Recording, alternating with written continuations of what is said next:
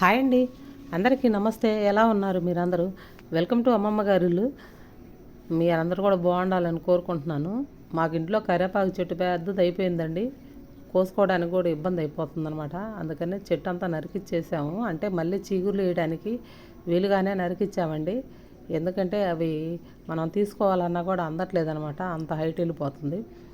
ఇంతగా చెట్టు నరికిచ్చాం కదా, చెన్నులపై కారం చేసుకొని చాలా రోజులు అయిపోయిందని చెప్పేసి నేనైతే చిల్లులపై కారం చేద్దామని చెప్పేసి కరివేపాకు అయితే తీస్తున్నాను. అంత దుమ్ము పట్టింది కరివేపాకు అంతా, చెట్టు హైట్ వెళ్ళిపోయింది. నీళ్ళు పెడదామన్నా పైప్ అయితే అంత దూరం వెళ్ళట్లేదండి. అందుకని నీట్గా మొత్తం క్లీన్ చేసుకున్నాను. ఇంకా మా వారైతే వీడియో తీస్తున్నారనమాట. ఇవన్నీ మొక్కలు, మా మొక్కలు చూస్తున్నారు కదా, గల్లీలో ఎక్కువ వీటిల్లోనే నాకు కాలక్షేపం అవుద్ది. ఈ మొక్కలలో కూర్చొని వాటికి ఏదో ఒకటి చేస్తూ ఉంటాను. సాయంత్రం దాకా ఖాళీ దొరికినప్పుడల్లా చెట్లలో ఏదన్నా పురుగు ఇవంటి అన్నీ ఉంటాయేమని చెప్పేసి చూస్తూ తిరుగుతుంటానన్నమాట. గార్డెనింగ్ అంటే అంత ఇష్టం అండి. ఇంకా కరివేపాకుతో పాటు కాస్త మునగాకు అయితే ఇంకా బాగుంటుంది. మనం విడిగా అయితే వాడటం తక్కువ కదా, అందుకని చెప్పేసి మునగాకు చెట్టు కూడా వేసుకున్నానండి. ఎందుకంటే మునగాకు మనకి అందరికీ ఆరోగ్యపరంగా ఎంత హెల్దీయో మన అందరికీ తెలుసు. నేను దాని గురించి ప్రత్యేకంగా చెప్పాల్సిన పని లేదనమాట.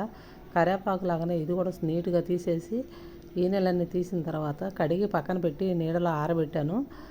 అది ఆరే లోపల మనం వాటల్లోకి చెన్నులపై కారంలోకి కావాల్సినవి మినపప్పు, పచ్చెనగపప్పు, ధనియాలు, జీలకర్ర, చెన్నుల్లిపాయలు, ఉప్పు ఇవన్నీ పక్కన పెట్టేసుకుందామండి. మినుపులు ముందు సన్నని మంట మీద మినపప్పు అయితే దోరగా వేయించాను.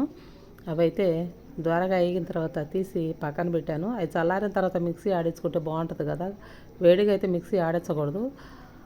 పచ్చెనగపప్పు అవి కూడా దోరగా వేయించుకుందాము. ముందుగా మీ అందరు మా ఛానల్ లైక్ చేయండి, షేర్ చేయండి, కామెంట్ చేయండి. మీ అందరికీ నచ్చిందని అనుకుంటున్నాను. అది మా ఛానల్లో ఎంతవరకు రీచ్ అవుద్దో నాకైతే తెలియదు. ప్రస్తుతానికైతే ఇలా రన్ అవుతుంది. చూస్తున్నారు కదా, సన్నని మంట మీద పచ్చిపప్పు అయితే వేగిపోతుంది. పచ్చిపప్పు అంటాము, పచ్చెనగపప్పు అండి. సన్నని మంట మీద దోరగా ఏగనివ్వాలి. వేగిన తర్వాత దాంట్లోనే కాసిన ధనియాలు, ఎందుకంటే ముందుగా ధనియాలు వేస్తే మాడిపోతాయి కాబట్టి పచ్చెనగపప్పు వేగిన తర్వాత ధనియాలు 3 స్పూన్లు అయితే వేస్తున్నాను. అవి కూడా దోరగా ఏగనివ్వాలి. మంట అయితే పెద్దగా పెట్టుకోకూడదు అనమాట, ఎందుకంటే పెద్దగా పెట్టుకుంటే తొందరగా మాడిపోతాయి మనకి. ఎందుకంటే వాటికి టేస్ట్ అనేది ఉండదు అలా మాడిపోతే. అందుకనే సన్న మంట మీద ఇలా ఏగనివ్వాలి.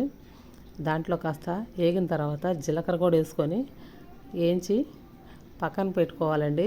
ఇవి కూడా అన్నీ కలిపి ఒక ప్లేట్లో తీసుకొని పక్కన పెట్టేసుకుందాము.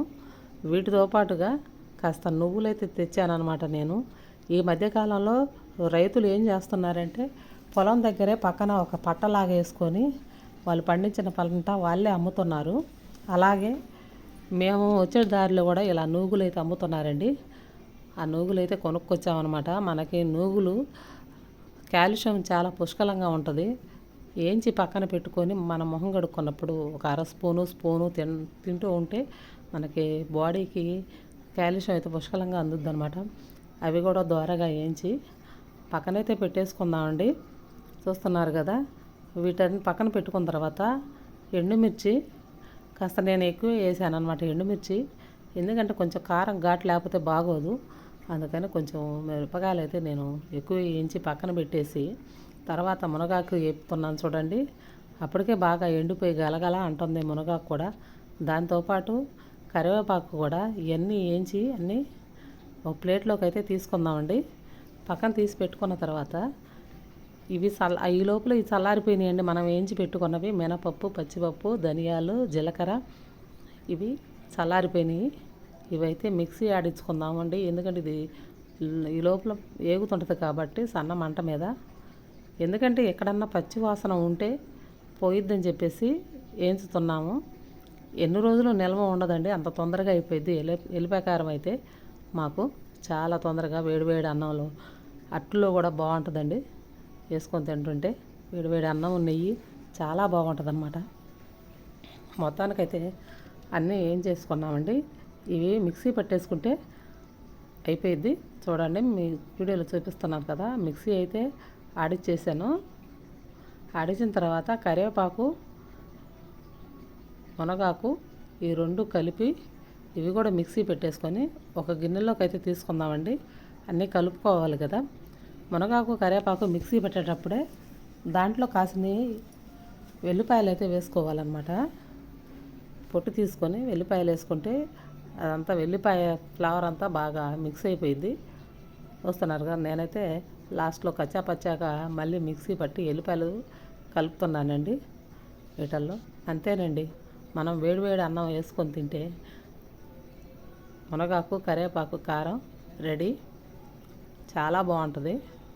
మనకు ఆరోగ్యపరంగా కూడా కరివేపాకు తినాలి తినాలి అని చెప్పి ఈరోజు ప్రతి ఒక్కళ్ళు చెప్పడం అయితే జరుగుతుంది కదా. ఇలా తింటే మనకి కాస్త హెయిర్ ఫాల్ కూడా అవ్వకుండా ఉంటుంది అనమాట. మీ అందరికీ నచ్చిందని అనుకుంటున్నాను. నచ్చితే లైక్ చేయండి.